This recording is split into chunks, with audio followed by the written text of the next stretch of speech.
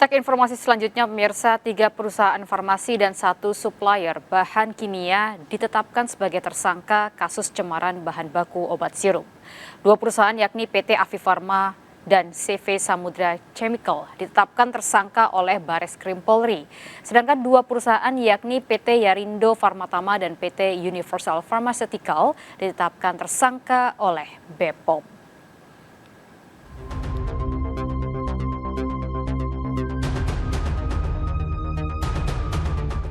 Investigasi kasus gagal ginjal akut akibat obat sirup tercemar berujung penetapan tersangka.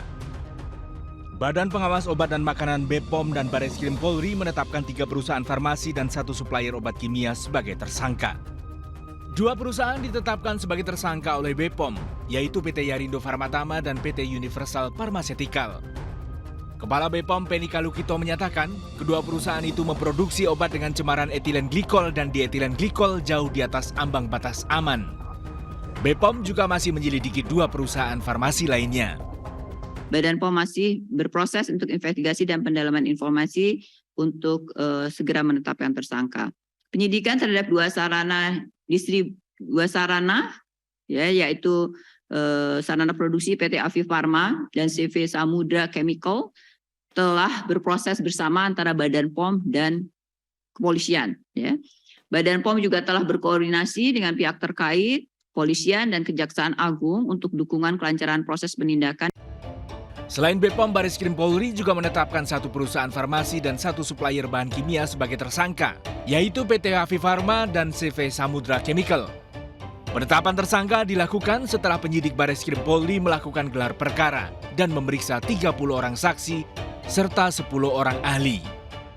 Melalui keterangan tertulis 17 November 2022 kemarin, Kadif Humas Polri Irjen Dedi Prasetya menyatakan, PT Afifarma hanya menyalin data yang diberikan oleh supplier CV Samudra Chemical tanpa dilakukan pengujian bahan tambahan propilen glikol yang ternyata mengandung etilen glikol melebihi ambang batas.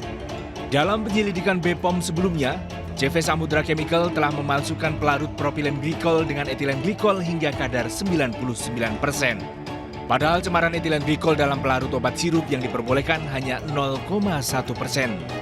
Akibat pelanggaran tersebut, ratusan anak yang mengkonsumsi obat sirup mengalami gagal ginjal akut dan meninggal dunia. Penyidik Bareskrim akan menjerat PT Afifarma dan CV Samudra Chemical dengan pasal berlapis Undang-Undang Kesehatan, Undang-Undang Perlindungan Konsumen dengan ancaman hukuman 10 hingga 15 tahun penjara dan denda paling banyak 2 hingga 3 miliar rupiah. Selain 3 perusahaan farmasi dan 1 supplier bahan kimia yang ditetapkan sebagai tersangka, BPOM dan Bareskrim Polri terus menginvestigasi 2 perusahaan farmasi lainnya, yakni PT Samko Pharma dan PT Kuibros Pharma. Pengujian sampel dan pemeriksaan saksi telah dilakukan untuk menentukan status tersangka.